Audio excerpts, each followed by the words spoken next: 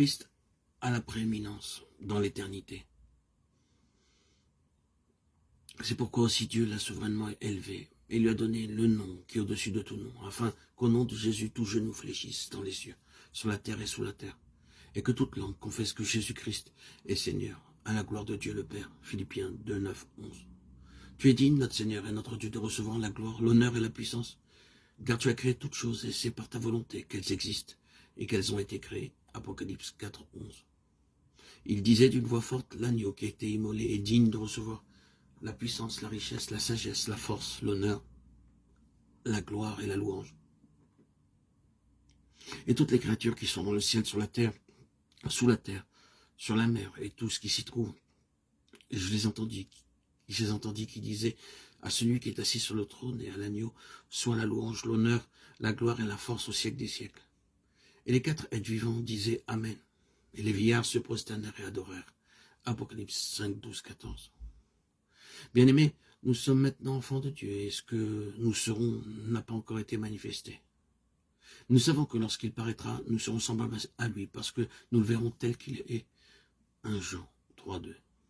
Béni soit Dieu le Père de notre Seigneur Jésus-Christ, qui selon sa grande miséricorde nous a régénérés pour une espérance vivante par la résurrection de Jésus-Christ d'entre les morts, pour un héritage qui ne peut ni se corrompre, ni se souiller, ni se flétrir.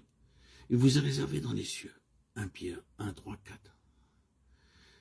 Et il me montra un fleuve d'eau de la ville limpide comme du cristal, qui sortait du trône de Dieu et de l'agneau.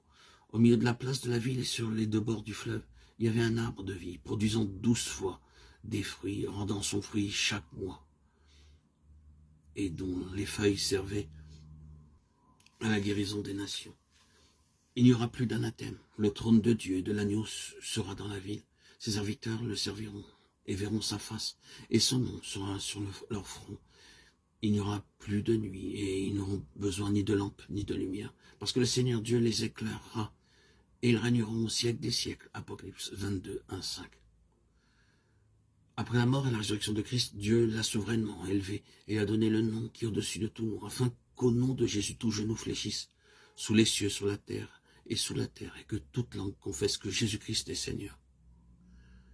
Philippiens 2, 9, 11, car Dieu a fait Seigneur et Christ Jésus, acte 36, et il a tout mis sous ses pieds, Éphésiens 1, 22. Quand le Seigneur apparaîtra, nous serons semblables à lui. Bien-aimés, nous sommes maintenant enfants de Dieu, et ce que nous serons n'a pas encore été manifesté, mais nous savons que lorsque cela sera manifesté, nous serons semblables à lui, parce que nous le verrons tel qu'il est. 1 Jean 3, 2. Nous serons fils et nous posséderons la vie et la nature de Dieu.